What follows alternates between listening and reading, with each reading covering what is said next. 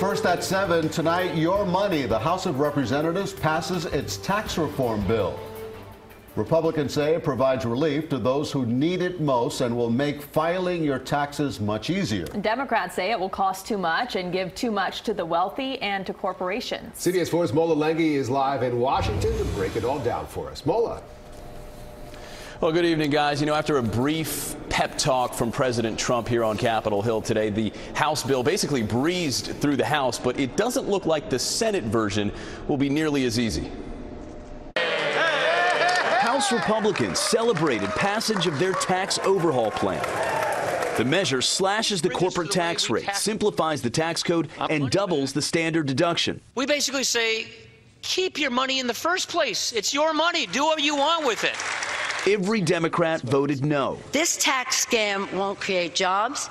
It won't raise wages. It will only fill the coffers of the donors and the fat cats. A handful of Republicans opposed to erasing deductions for state and local taxes also voted no. You're taking more money from a place like New York in order to pay for deeper tax cuts elsewhere. President Trump, who wants a tax reform bill on his desk by the end of the year, made a trip to Capitol Hill to rally the troops ahead of the vote. Tax is going really well. Thank you very much. It was really him thanking us in advance because he knows we're going to get this done.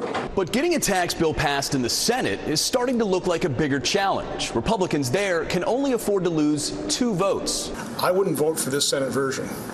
Bottom line. Other Republicans have not yet said how they'll vote, and Democrats see it as a bad deal for the middle class. No matter how you cut this bill is about trickle-down economics. The Senate Finance Committee debated its version of the plan for a 4th day. It includes a repeal of Obamacare's individual mandate, which requires Americans to have health insurance or pay a penalty. Well, the Senate is expected to vote on its version of tax reform just after Thanksgiving. Rick? Now, Mola, I know that in other parts of the country, not necessarily here in Florida, but people are concerned about losing the ability to deduct state and local taxes. And so what are lawmakers saying about the possibility of losing that and having Republican lawmakers in those states have to vote on this?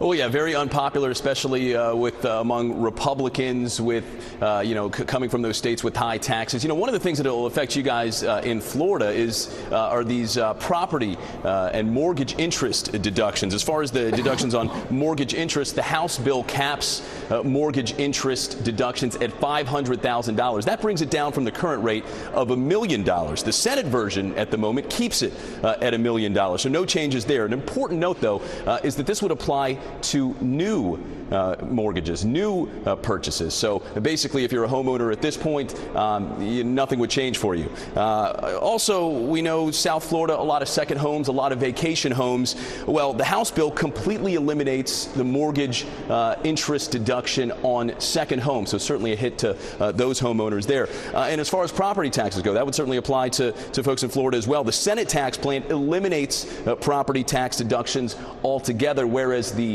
House version keeps property tax deductions, but it caps them at $10,000. Rick, Elliot, Rudabeh? All right, we'll have to see how this all plays out. Mola Lenghi in Washington, thank you.